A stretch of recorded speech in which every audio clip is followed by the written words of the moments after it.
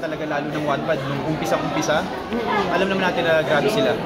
Hindi ko pa naiintindihan kasi hindi ako mahilig magbasa ng libro. Last na nagbasa ako ng ganung kahaba is yung sa Be Careful Me Heart pa, parang ganyang kakapal. Kasi script yun eh, ang haba nung sa amin eh, ilang taon o buwan yata kami. So, sabi ko, okay, sige, pero binibigyan niyo ako ng work, I have to do it muna. Screen test, look test, okay. Sabi ko, hindi nila ako binalikan eh. For a couple of months, ginawa ko muna ibang work ko. Binalikan nila ako. Ako daw, kailangan daw yan. Sabi ko, oh, talaga? Ako? Okay, sige. Then, nag-research lang ako in a way na kasi sinabi nila agad sa akin ahead of time na kailangan ko daw maging matigas. Kasi mga tao, may sarili-sariling perception. Matigas in tono? No. Matigas sa sarili. Kailangan... Malakas sa loob. Malakas loob, sorry. So sabi ko, bakit? Role yun. Binasa ko yung libro. Kaya pala. Binasa ko yung libro. Oh. Gano'n ba? Bakit ako? Ganun na ako sa kanya, bakit? So ano siya? Ano siya? Well, the book itself kasi parang andun na lahat ng details. Kailangan maugat yung kamay, susunod. Maugat yung kamay? Oo, brown eyes, half French, pero sa pagkakano namin, ang alam ko Spanish yata, sabi ni Direk. But anyway, may sabi ako na parang nanlito ako katulad sabi ko kanina. Sabi ko, hala, paano? But end of the day naman wala naman tayong magagawa. I mean, honestly, let's be honest, wala naman tayong magagawa kapag hindi natin nakukuha lahat eh. At ako, all I have to do is do my job. I mean, kung pwede bang maghanap ako ng kapalit ko, pwede ko bang gawin? But eto na, ang bilis nila, pag ganito na. Como se llama? Charot, mag-Spanish ka dito, ganyan. So, I understand kung ano yung nafe-feel nila na hindi nila ine-expect. But, katulad din na sabi ko kanina, all I have to do is do my best para i-portray. Thank you. Yes. Tanong ko lang, kumbaga, kasi parang sunod-sunod yung project mo sa Viva, di ba?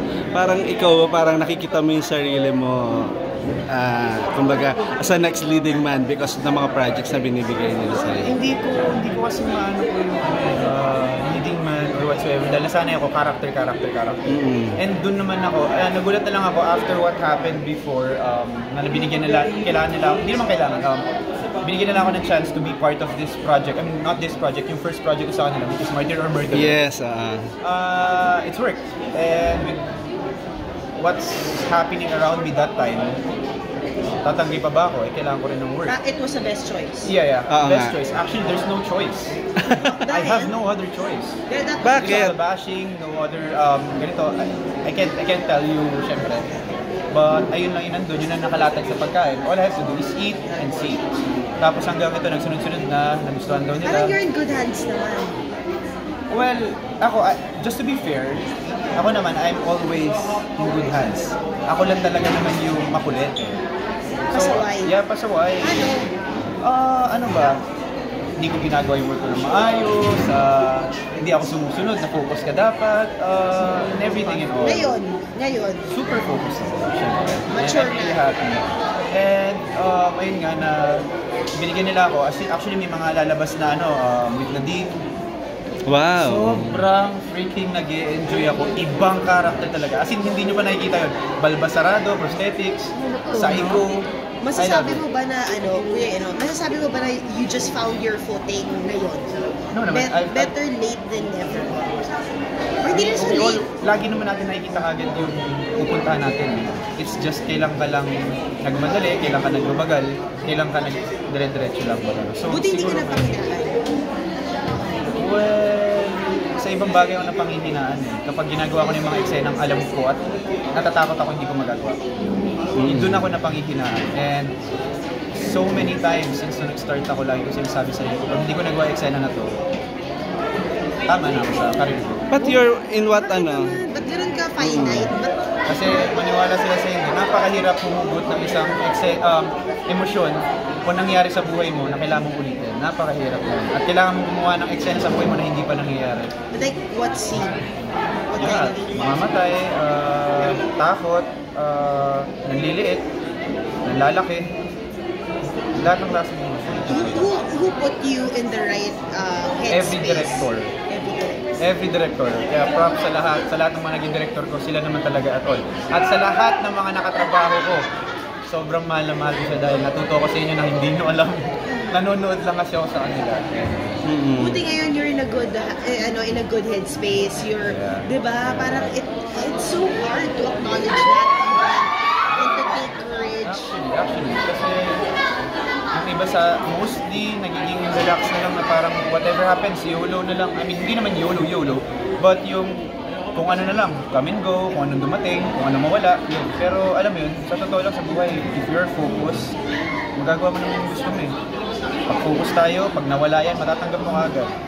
Pero ngayon ba, are you part na ng Viva Management or you have other management pa rin? Well, pinag-uusapan sila ng ano ko kasi yung Viva Films. Okay, doon ka nag-start. Which is part din to. So may nag-uusap pa sila regarding that. And with us so far, as of the moment, wala pa na pag-usapan regarding sa ABS kasi wala pang i-offer din na pag-usapan regarding the management and all. And right now, buti nung you had your breakup, hindi naka-apekto sa job mo? Or naka-apekto? I guess, hindi ko alam, hindi ko na malalaman kung naka-affect sa job ko or what.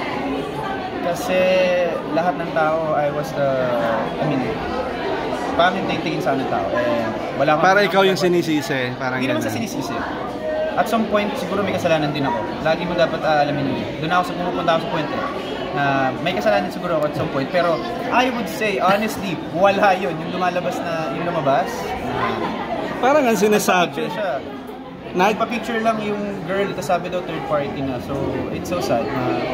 So, biktima ka ng ng parang tamang hinala. Fake news? Maling hinala, maling akala. First of all, kung ibang tao ako, may nagpa-picture din na gano'n, pag-iisipan ba nila? Siguro hindi. Siguro, yun doon ko nakita, siguro baka may kasalanan din ako dun sa mga tao kung bakit naging gano'n yung image ko. Di ba? Na, simpleng magpa-picture lang, iisipin ka agad na gano'n. So, isa pa yun, kailangan ko i-focus na kailangan ko ayusin yung character ko bilang Jerome. Pero sinabi nga ni Ren, di ba parang ikaw din naging aminado sa kanya na ikaw yung nang iiwan? Totoo ba yan? Kasi kailangan ko... Totoo ba yun? Hindi naman na gano'n. Nagpaalam ako ng I need a space kasi kailangan ko mag-focus na out of track na ako and ayoko na ibigay yung details. Siyempre, bigyan natin as respect dun sa naging pinagsamahan namin. Tanggap ko na naman na anong mangyari. Alam ko makakasakit ako but I have parang you had to have that hard stop to fix yourself. Pero napag-usapan niyo yan na maayos. Hindi na. With all the people, that's the problem now. Lagi na nang natatapalan na ng mga sinasabi ng mga tao, the fake news, so hindi na napag-usapan. Pero ikaw ngayon... But there was a time yata, pinunta ko siya, gusto ko na siya kausapin. Sa usap naman, tapos parang naging strong na siya personality lalo na parang ayaw makinig sa akin. Sabi ko lang, gusto ko lang iklaro lahat. Nag-explain ako sa iyo na napagnahan ng init ng ulo. So, kailangan ko tanggapin yung reaction siya dahil doon pa lang kasalanan ko, nakasakit ako eh. Kasalanan niya man o hindi, kasalanan pa rin ng tao nakasakit. Ano yung naging lesson mo lang, learn, doon sa past relationship mo, na hindi ka na magpapapicture kasama yung ganun ba? Or magiging maingat ka na ba? Parang hindi naman, wala namang mali doon sa nagpa-picture eh. Hindi ko na pwede sisihin yung mga tao. Siguro lang, learning ko dun sa magiging future na relationship ko or whatsoever, mas kailangan ko lang right way of handling problems in the relationship. For sure, ako rin na may problema kung paano ko i-handle yung relationship. Are you ready to fall in love again? No. No, definitely no. No? Gano'ng katagal? I mean... Sabi ko kanina sabi ko 2 years, yun ang nasa isip ko. And mas gusto mo ba ng showbiz pa din? Or kung may choice ka ng showbiz na para... Hindi ko pa may isip kasi 2 years ka. Wala talaga akong pinapasok sa isip ko. As in, yun sabi ko, ganito pala yung state ng mind ko kapag nandito na ako, tumawid ako sa Wala akong iniisip na, uy, pwede to, pwede siya ganyan. Uy, ilalanin ko kaya to. Work muna. Kasi honestly, yun yung problema sa akin, mabilis ako mahinda. Kumbaga yung emotion mo tumatawid. Kailangan ko ng putulin ka agad or magbigay ng wall, limits. Oo, tama. Ano na lang message mo dun sa mga nagpapakalap ng fake news na babaero ka, na ikaw yung nang-iiwan, parang ikaw yung parang may kasalanan ng Sabihin ko sana, sorry, di ko naman sila liligawan, di ko rin sila iiwan. Wala naman, joke lang. But, well, thank you. Thank you first of all dahil syempre, it means concern kayo dun sa mga taong naging part ng life ko. That's all I can say, and honestly, I just want to be happy and do what's best para sa taong gusto ko. Mga panahon na yun until now. And right now, gusto ko focus sa lahat ng mali ko, lahat ng